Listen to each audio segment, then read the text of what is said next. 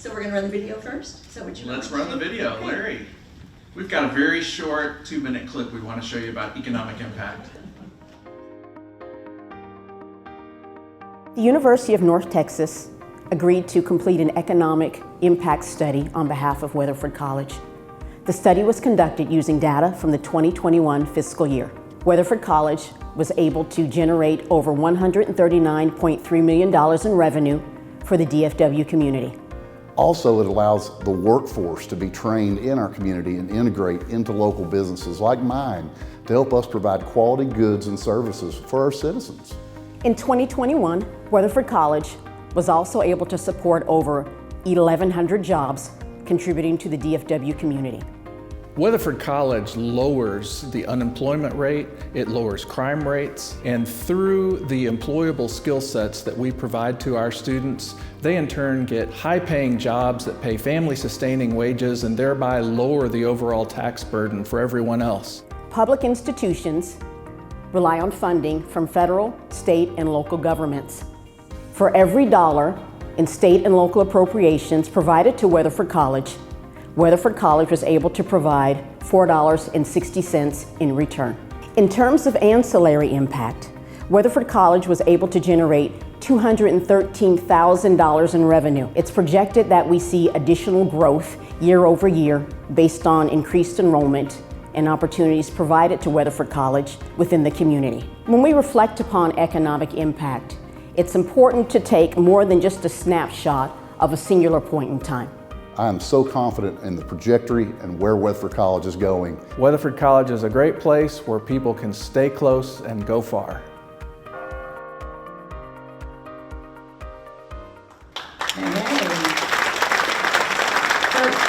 Thank all of you for being here today. I know you have businesses and I know you're interested in what Weatherford College is doing, and it is growing so fast and becoming so important to our county that we're dying to know everything about it, Dr. Farmer. So why don't you start with talking about the economic impact you wanted to talk about? Sure, Gloria, thank you. And thank you for moderating the session today.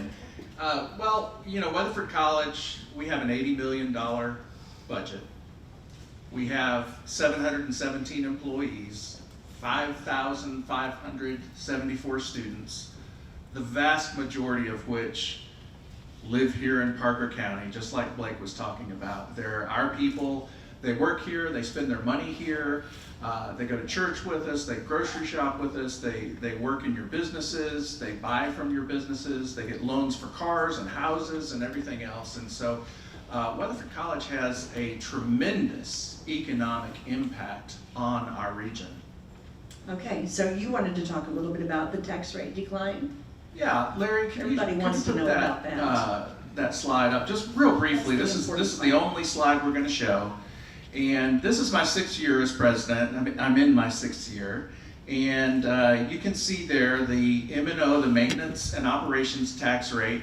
All public entities, K-12 school districts, counties, community colleges, we all have an M&O tax rate, and colleges and ISDs have an INS, an interest and sinking fund, which is the debt service. That's how we pay for facilities, for new schools, for new buildings.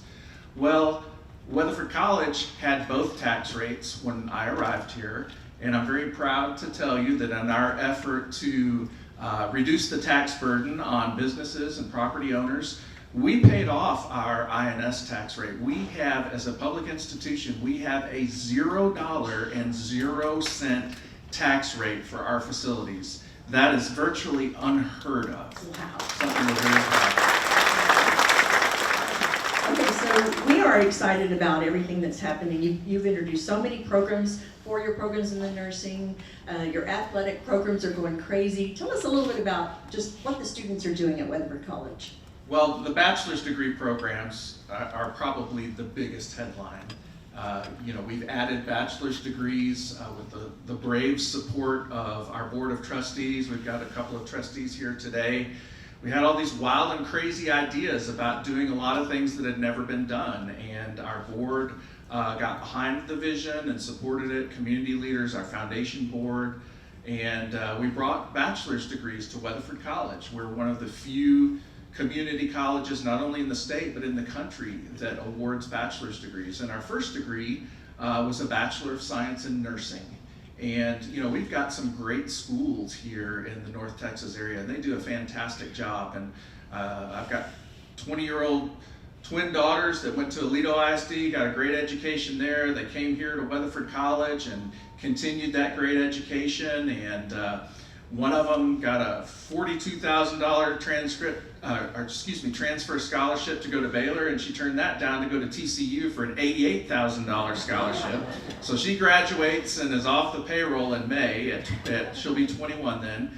And her twin sister took basically all the math and science classes that we have here at Weatherford College. And she applied to 7 of the most competitive pharmacy schools in the nation and was accepted to all of them, and ended up at UT Austin in the pharmacy school. She's a first-year doctoral student down there. So Weatherford College has done my children very, very well. And we have a wide array of options for every kind of student.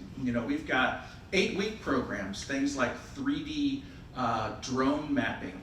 We've got an 8-week program in supply chain logistics. Probably a better example is our 16-week program in phlebotomy for drawing blood. And that's an excellent way. We're trying to expand our micro-credentials and then scaffold those. And what I mean by scaffolding is somebody can come in and learn how to become a licensed phlebotomist in 16 weeks for around $2,000, go out, get a tax-paying job, support themselves, and then if they choose to come back, they can go through our LVN program, they can go through our ADN program, they can go through our BSN program, they can get a master's degree in nursing, and now with our newest university partnership with the University of Texas at Arlington, they can earn their PhD in nursing right here in one of our computer labs without ever leaving Weatherford College. So that is just one. We love the nursing program. I know we've got some ladies that were actually teachers of the program in the past, but now the athletic program, let's switch to that. And everybody loves athletics. And I know that the baseball team did pretty well last year. Yes, they did. Go Rangers, by the way, too. Yeah. And we did host the big regional tournament, didn't we? We did. That, going back to economic impact. When I got here, we had 5 sports. Now we have 10. When I got here, we had never hosted a regional tournament. And in addition to being president of the college, I'm also president of the NJCAA Athletic Conference. And so that's been very beneficial in helping to attract the regional tournaments here to Weatherford. And when I say regional, I mean this region of the United States. And so first we hosted the softball tournament. Last year we hosted the baseball tournament. On November 2nd, for the very first time, we'll be hosting the volleyball tournament. And then we're hosting both the men's and the women's basketball tournaments in 2024. And so what that means is we have teams, fans, players from all over New Mexico and Texas that drive to Weatherford. They fill up our hotel rooms, they eat in our restaurants, they buy gas for their buses, they leave their money here, and they go home. Yeah. And the economic impact of each of those ranges from $50,000 to $60,000 per tournament. And so it's just one more way that we're trying to support our local businesses and grow our economy. And how did our college, or Weatherford College, compare to the other colleges during COVID? That's a great question. Post-COVID, all sectors of higher education have suffered in terms of enrollment, whether you're talking about elite private universities, flagship state universities, regional universities, and the worst hit were community colleges. Post-COVID, nationally, enrollment in community colleges declined by 21%. We're up. We are the exception here at Weatherford College, and part of that is because we're growing. Part of that is because we reacted very, very quickly when the COVID pandemic hit. We shut down the Friday before spring break, took a whole myriad of safety measures, and we reopened face-to-face that summer. And that fall, we had full dorms. And when many other colleges across the state and country were closed down, Weatherford College was open for business, and we kept on educating students. And and getting them the credentials that they needed to get a good job. And so that was one of the big factors. And then another factor is just the academic excellence that is occurring across many of our programs, but especially our allied health programs. Our sonography program was ranked the #1 program in the state. We just had one of our students, Talena Haley, that graduated from that and was hired at the Mayo Clinic. Wow. You know, we've had students, Jessica Cundiff is a paleontologist at Harvard. We have several, the former chief of staff of the U.S. Treasury, that's Jim Wilkinson. And so last week we took a donor group up to New York City. Our pianist, Dr. Hae-Young Song, was being inducted into the Steinway & Sons Hall of Fame there, and her name is now engraved on the wall at the manufacturing facility. It was quite a sensational event. But while we were there, we went to visit Claren Ganifke. Some of you probably know Claren. She has her own startup tech company in the World Trade Center in New York City. And so many of our graduates are just blowing the top off of their respective careers. And many of you in here are incredibly successful in your own endeavors. And we have some of our faculty, Dean Kathy Boswell, who was a student here at Weatherford College many years ago, and she's worked here for 43 years. Governor Greg Abbott just appointed her to the Texas Board of Nursing. And so our radiology program just received a national award. And so our programs are attracting not only the great students here in Parker County. Last year we had 111 out-of-state students. This year we have 211 out-of-state students. And those out-of-state students pay over twice the rate that the in-state students come, but it's still cheap for them because they're coming from expensive states, and our tuition is a heck of a lot cheaper than what I'm paying at TCU, I promise you that.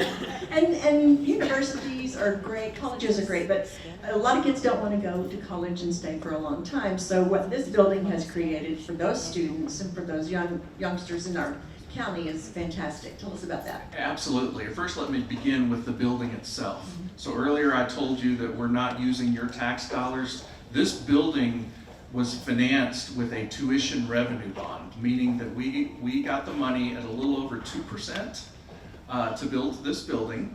And then with our friends at the Texas Workforce Commission and Workforce Solutions of North Central Texas, they lease most of the second floor of this building to the tune of a little over $17,000 a month or $188,000 a year. So the taxpayers aren't paying for this building, the students aren't paying for this building, a lease to a state agency is what's paying for this beautiful building. And so we're very proud of our partnerships and the way that we've been able to lower the tax burden and provide our students with opportunities. Regarding the programs themselves, going back to micro-credentialing, we are moving forward with all of the traditional, what we used to call vocational programs or workforce programs, things like welding and cosmetology and all the fields that you're familiar with. By the way, our young entrepreneurs over here, I was telling them earlier, we're about to be showcasing some of our cosmetology students, a bunch of sisters who went out and started their own beauty shop, and it's called the House of Blondes, and they are killing it. And so entrepreneurship is alive and well with our student population. But in addition to those traditional fields, we're doing things like drone 3D mapping, artificial intelligence, cybersecurity, advanced manufacturing. And artificial intelligence is likely to be the greatest market disruptor of our generation. It is huge, and it is here, and it is going to impact everything we do. And we want to be on the leading edge of preparing our students and serving our business community when it comes to AI. You talk about partnerships. You partner with the ISDs as well. Talk about the programs that we have with that, and then also the Ag Department. That's absolutely. And I've got to give some kudos to our ISD partners. I mentioned the great education that my kids had in Aledo. Weatherford is doing a phenomenal job here. You could pick up a stone and throw it in any direction in Parker County, and it's going to land in a fantastic ISD. Our K-12 partners are doing a great job. their success is really what's leading to a lot of our success, because our students are so well prepared when we receive them. We partner with, I believe it's 43 different public ISDs and over a dozen private schools, and we're gaining new ISD partners all the time, and their work is critical, so we're so appreciative of them. And you even have baseball players that have been signed to play on to the pros, is that right? We have had, I believe it's 35 of our baseball players that have been drafted into the MLB. I could be in trouble with my coach because I get the number of Grammy Award-winning artists and baseball players that have been drafted confused. The numbers are 35 and 43, and I think it's 43 Grammy Award winners and 35 baseball players, but it could be opposite. But the bottom line is, whether you're talking academics, athletics, or the arts, we are seeing unparalleled success here at the college. Amazing, amazing. And I know we want to be really respectful of all of you having to go back to your businesses by 1 o'clock. But there's 2 more questions I have, and they can be brief because it's almost 1 o'clock. Let me ask you this: when you come to work every day, what really makes you happy? What are you most excited about? You know, I've got the greatest job on earth. I do. I love coming to work. It is my privilege, and I've got a couple of my bosses here, and I thank you for the opportunity. I get to help people on a daily basis, and it's wonderful. And they actually pay me to do it. You know, I get to collaboratively improve the human condition and help our students and help our business and help our communities. And you know, we've got some great elected officials like Representative Glenn Rogers, that is pro-business, pro-education, and many others that serve in local and state government. And this is just a wonderful place. You know, there's tragedy in Israel, there's tragedy in Ukraine, and we live in the greatest nation that the world has ever known, the United States of America. It's a wonderful privilege. Right. And so then the other question I have is, as you have talked about the economic impact that Weatherford College has had on community, on businesses, what can we as a community of businesses do to help Weatherford College?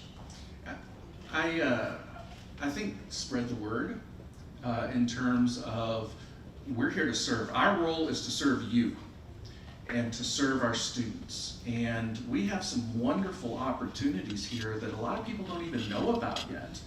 You know, we've got the Coyote radio station that's killing it out there, 77,000 monthly listeners on our new Coyote app, and so they're spreading the word about some of our programs. But if you're willing to come to class and open a book, you can change your life at Weatherford College. We have just a well-rounded group of faculty and staff that want their students to succeed and to become contributing members of our great society. And it's so wonderful. I thank you all so much for supporting Weatherford College, for supporting our students, for supporting each other, our business community. It's a great place. That's right. Thank you, Dr. Farmer. We really appreciate it.